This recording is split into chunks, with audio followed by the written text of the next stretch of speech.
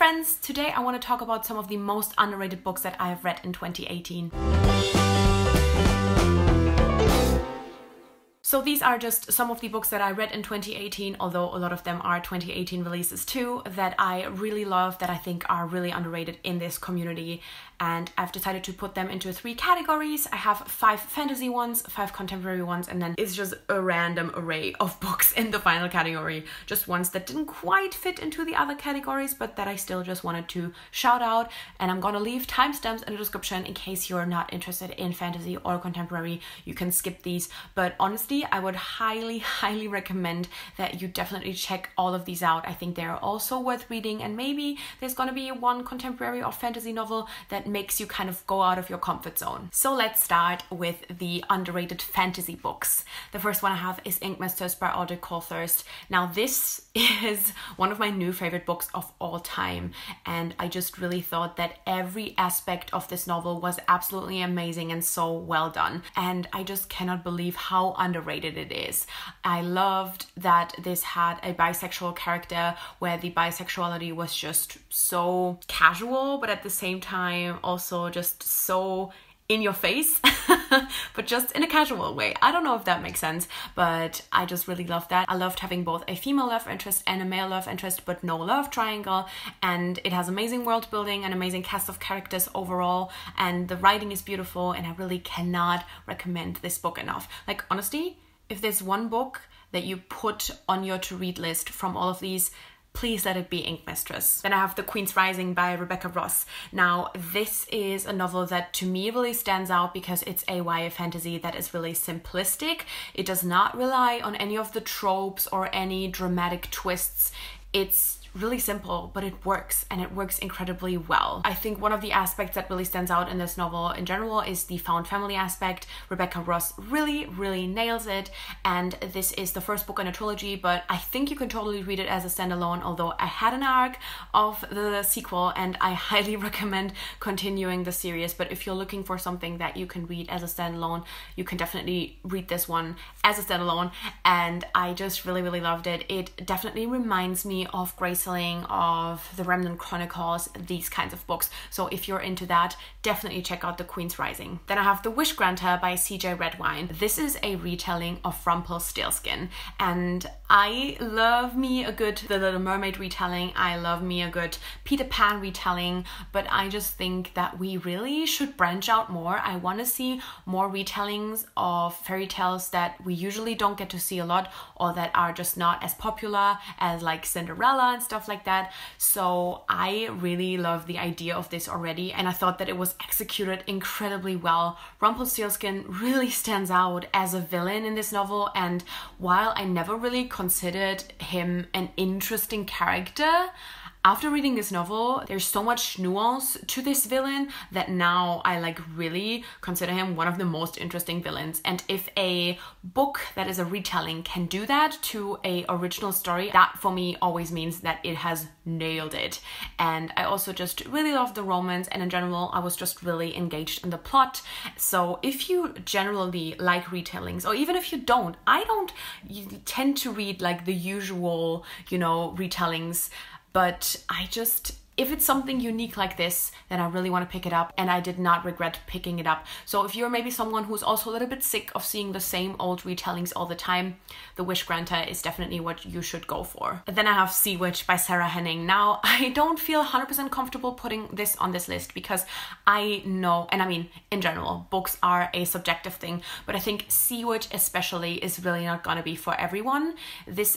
We're back at the topic of retellings that get done all the time. This is a Ursula origin story, and I was really excited about this because, as I said, I love me a good Little Mermaid retelling, and especially Ursula origin stories, and this just really blew me away. But I know that it's very subjective. I think especially with villain origin stories, it can be very hit or miss. I really wanted to put this on here because I definitely think that as far as villain origin stories go, this is very unique, and it definitely gave me some new ideas about Ursula as a character overall.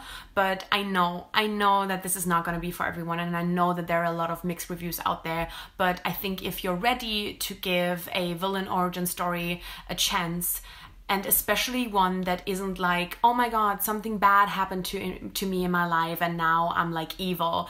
If you're sick of these kinds of villain origin stories, then Sea Witch is definitely worth a chance. And then finally in the fantasy category, I have A Touch of Gold by Annie Sullivan. Now this truly fell under the radar and I really do not know why.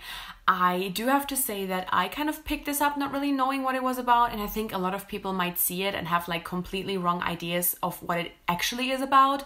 But I really fell in love with this. Now this is about a princess whose skin shines golden after her father wished for having the ability to, you know, make everything that he touches into gold, and he almost killed her with that. And now the thing that's kind of left is that her skin constantly shines golden, and she also has some kind of special ability that we don't really know about.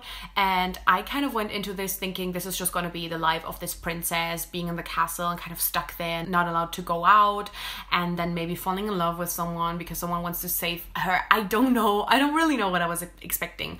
But what I got from it was sea adventures. This princess gets out of this castle and goes on this adventure to find something, and it is just so good. You know, I love piratey things, you know, I love sea adventures, and just getting this unexpected sea adventure, I was so incredibly happy. In general, this doesn't have a lot of world building, but I just thought that the characters were all really amazing, and this had a really wonderful romance as well. So definitely, like, if you think this sounds like your thing, pick it up. It's, oh my god, it's so underrated. Like, really, I think out of all of these books, this is the one I have heard least about this year. Now let's get into the contemporaries. The first one I have is The Brightsiders by Jen Wilde.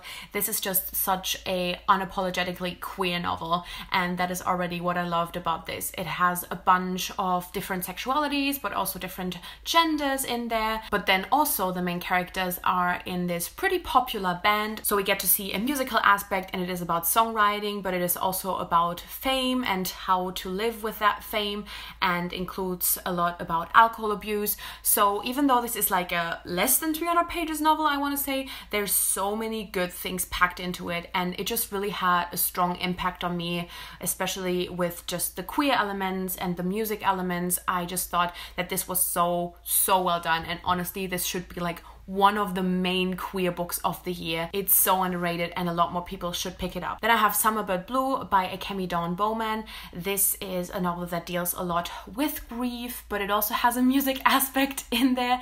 I wonder how there are like so many buzzwords in this, like queer and pirates and music. Seems like I have a theme, but yeah, it just really has a lot of things packed into it as well. I thought that it's just so beautifully written. I thought that it really, like, sometimes YA, as it's written by adults, does not really respect teenagers as much as I wanted to, and I think that Akemi Dawn Bowman really nailed that. And in general, it's so beautiful. It has such a amazing atmosphere to it as well, and there is amazing questioning wrapped in here as well. The character is definitely kind of toying with the idea of like using asexual or a romantic, so it's definitely on that kind of spectrum, but in general, just as, you know, questioning representation, it really works and was so well done. Then I have The Art of French Kissing by Brianna Schrum. Now this is another one that like completely fell under the radar, and it's so good. It's such a lovely, fluffy, happy contemporary. It has to do with cooking and baking, so it made me really feel happy because of these elements alone. But it is also kind of an enemies to lovers romance, but so well done. Just the transition between this felt really good, and just in general, I really love the whole development of the characters and of this relationship, and just the setting, like being at this like cooking school over the summer. It worked so well. I really loved this, and I was just in such a good mood while reading it. Then I have The Summer of Jordi Perez by Amy Spalding. This book also has a female romance in there, and the main character is fat, and so we get to see a little bit of that. We get to see this amazing relationship build up. There's some unnecessary drama in there that I didn't like. It could have been a 5-star read if it wasn't for this unnecessary drama, but overall it's just this really wonderful, fluffy female romance, and it's just another one that I feel like comparison to some other queer releases, really fell under the radar this year, but it's such a lovely romance, and I really loved both the characters that we got to meet in this story. And then finally, from the contemporaries, I have This Is What It Feels Like by Rebecca Barrow. Now, this is another book that has so many things packed into it. It is, oh my god, this is the third one. It has a music aspect. It's about 3 girls playing in a band, and there was like, you know, some things happening in their lives, so they stopped making music together, but they are kind of finding their way back together. It is told from all 3 POVs. There is a female-female romance, and one of the POVs, there is someone who had a teen pregnancy, there is some drug abuse. I can't even name all of the things that are in there, and the thing is, all of these things were incredibly well done. This really, I think, suffered because it was released in November, even though it's a summer contemporary. The cover screams summer. The book takes place over the summer. It really should have been released in like early summer or spring, and I definitely think that it suffered from that. But if you're looking for a good contemporary to pick up next spring or summer, This Is What It Feels Like is definitely a huge recommendation for me. And it has all of these like tough and heavy topics, but I think it does not feel very tough and heavy. Obviously, be a little bit careful when it comes to the not drug abuse, alcohol abuse and alcohol addiction, if that might be a trigger in any way. But I just think that in general, if none of these topics is like triggering, then I definitely think that this is, while it deals with a lot of heavy topics, still a contemporary that makes you feel really good overall. Now let's talk about some of the miscellaneous ones. Let's start with Summer of Salt by Katrina Leno, because this is technically contemporary, but it has some fabulous elements in there. This is another book that features a female-female romance, and it's just another one that has a really amazing atmosphere. I think this book really stands out because of the atmosphere. It takes place on this one island, and the whole summer on this one island, and Katrina Leno just really writes in a way that you feel like you're there on this island with the characters. But at the core of it, I think it's just a lot about the power of women and being female. So this is just something that I would really recommend for its atmosphere, but also just for the kind of very low-key feminist elements. Then I have Echo After Echo by Amy Rose Capetta. This is one that technically would also fit in the contemporary category, but is more of a mystery. This is about a girl that starts working in a theater. This is also another one that has like very feminist elements, but they are kind of low-key. It's a lot about like ownership of body when you're an actress and just being in theater. It also has a wonderful female-female romance, and it's so strong. Like the theater elements are very strong and very well done. I think both for people who love theater and also for people who don't really know a lot about it, or not just in general, not really, you know, into theater. I still think that it really works for those people as well. And yeah, the romance is just really beautiful, and in general this is just a really, really beautiful novel with a lot of really, really strong elements in there. Then I have The Passion of Dulce by Julie Berry. This is a historical fiction novel, and this is another one that completely took me by surprise. Like, I read that it had some religious elements in there, and I was immediately like, oh my god, I don't want to read about religious elements. But I decided to give it a chance, and I'm so glad that I did, because at the core of this novel, it is about female friendship and found family, and it's done beautifully. Another one that has just such a fantastic atmosphere. It just makes you feel like you're part of this group of people and you're just really rooting for them. It's another one where all of the elements feel very like, I don't know, low-key, and everything is very simplistic, but that is what makes it so beautiful. As far as the religious elements go, I can't really speak for how it feels if you're not into religion at all. I did grow up a little bit with religion, and I'm just familiar with like Christianity and stuff like that. So I don't really know how it feels if you don't have that kind of background. But I will just say that I think that the religious elements kind of provided the setting, but that's not what the story was about. And I think it is definitely worth a read for the found family and for the female friendship. Then I have Would You Rather by Katie Heaney. This is actually a memoir. I really, really, really, really want to recommend this if you're looking for books that have queer people that are finding out that they're queer in their 20s. Katie Heaney realized that she was gay in her mid-20s, and we rarely get to see these stories. We rarely get excited to see like coming out stories in your 20s in general, but especially mid to late 20s. That is so unusual, and I just had so many things in there that I really related to, that I just think were really amazing. And I think memoirs are another thing that can be very subjective, but I think that Katie Heaney's story is such an important story to tell, and I'm so glad that she gave us this memoir. You might have heard of her debut memoir, is that how you call it? I don't know. Never Have I Ever, My Life So Far Without a Date, where she kind of talks about, I haven't read it, but she kind of talks about the fact that she has never had a date and that she just feels very strange about like the whole relationshipy stuff. And then seeing this, it's like a glow up.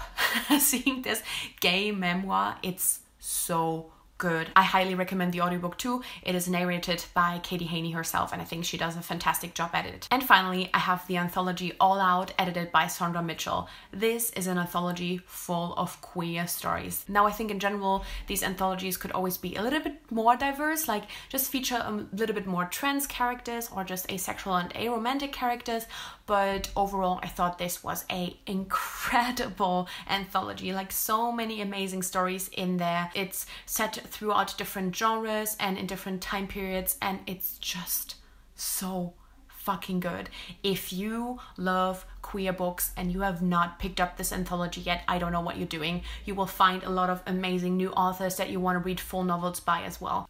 It's just so good. Like, it's so far the best anthology I've ever read. Anyway, this was my list of underrated books that I have read in 2018. I would love to know like your number one underrated book that you want to recommend to everyone, and also let me know if you've read any of these books and if you love them as well and would really recommend them as well, or if any of these books interested you and you want to pick them up now. That would make me very happy. But yeah, I make new videos every Wednesday and Sunday with occasional reviews on Friday, so click subscribe to never miss anything and hit the little bell so you get notified as well. And thank you so much for watching. I guess I'll see you soon. Bye!